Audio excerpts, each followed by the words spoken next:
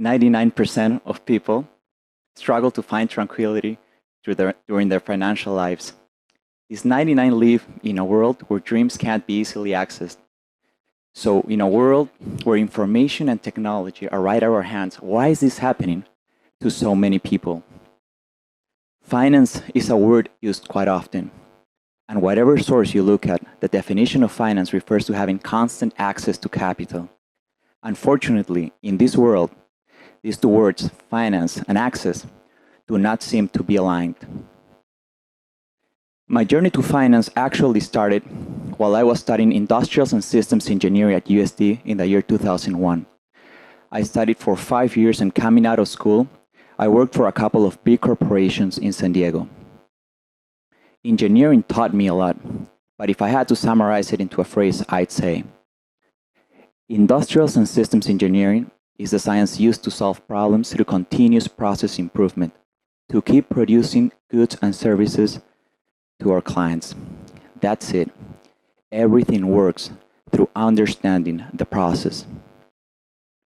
So midway through my engineering career, my interest for finance began due to some stock investment simulations I did with one of my professors. My interest grew even deeper when my dad mentioned he was going to start a wealth management business. So as much as I enjoyed engineering, after 6 years, I decided to take a career shift and move to London to do a finance master's degree. So I finished my studies and came back home to my home country, Peru, and went directly into this wealth management business in the year 2008. That year, the world was experiencing a financial tsunami that happens once every 70 years.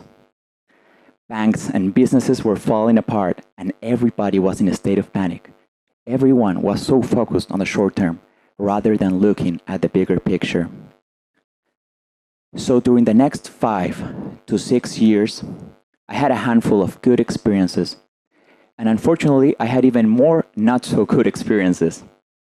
Financial market sentiment in the short run is like a roller coaster being manipulated entirely by irrationality and people's daily emotions. During the 8 years I was in conventional private banking, I came to realize that there was a huge problem. The financial world was misaligned with a person's true interest in life, our own dreams, and our own peace of mind. I also came to realize what this problem was. People believed they would become wealthier by owning and acquiring more stuff. More food, more clothes, more real estate, more and more. But what they're really doing is that they are creating an atmosphere of very low access to what they want.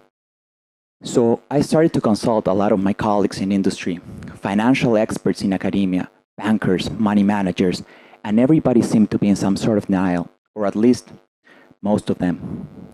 I came to the conclusion that my point of view did not click with conventional mainstream. And I talked about the problem so much, I believe people just got tired of hearing about it, and even I. All this time, I was swimming in this red, dark ocean. I just needed to lift up my head and see that there was this blue, transparent ocean right next to me. An ocean of opportunities. So after 8 years of being in conventional banking, I decided to leave it behind and find a solution and actually validate what I was talking about. And I started this entrepreneurial project called Infananz, which had the mission to build wealth financial systems for a person to have constant access to capital.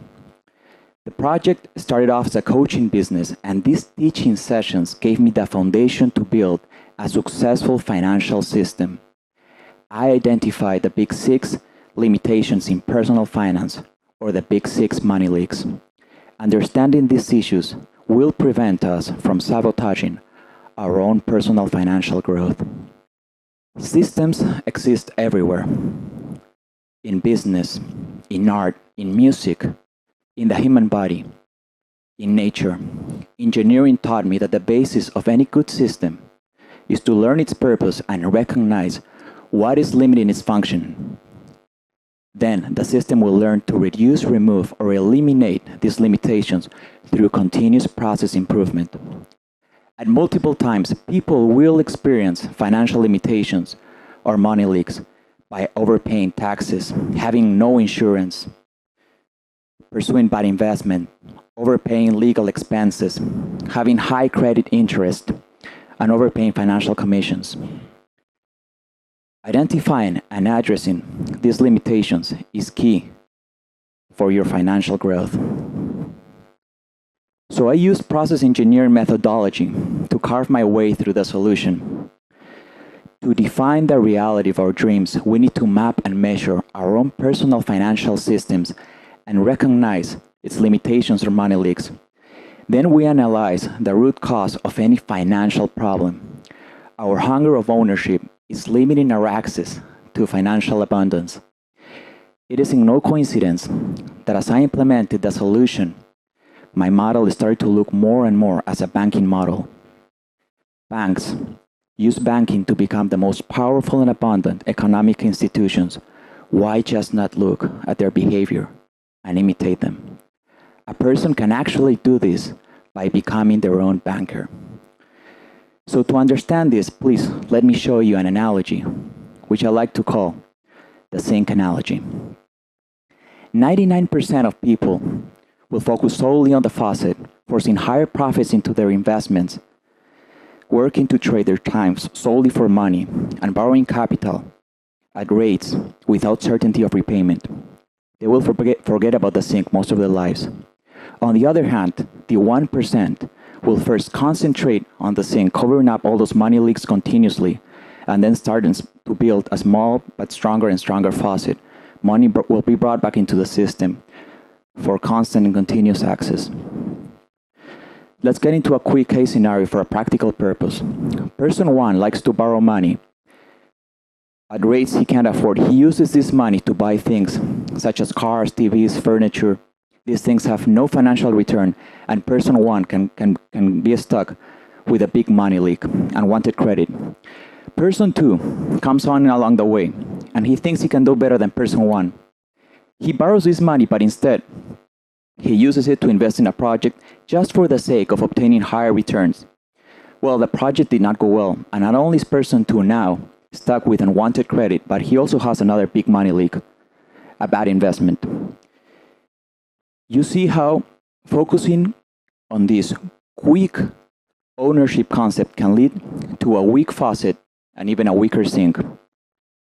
Now, for the counter example, person 3 comes in. He comes in with a different perspective and an alternative solution, and he decides to step aside and look at the whole system from the beginning. He then decides to work, but with a plan in mind, to cover up all those money leaks from the sink and then start building a small but strong faucet. He then decides to invest in liquid and sustainable assets such as global equity funds for the long term at a historical investment rate or return of, let's say, 7%. This buy and hold approach will avoid irrationality. He will have his assets in a low-cost investment platform that grants loans. Without selling these assets, he will place them as collateral to access credits at very cheap rates, let's say 3%. This is how he will continuously pay for his needs and dreams. Money will be brought back into the system as if he were his own banker, and the cycle will repeat itself.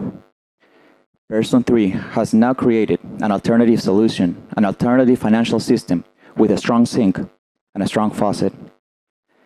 Infananz is now a personal project to help family and relatives build their own personal financial systems. I do not seek to become a licensed advisor, nor this presentation is advice, but perhaps through a talk like this, I can help people gain perspective on the subject. Perspective is crucial to bring true financial knowledge and enhance the value of our time, because it is at the end of the day, this time we want to spend with the people we love and the experiences we want to live that matter the most. Thank you.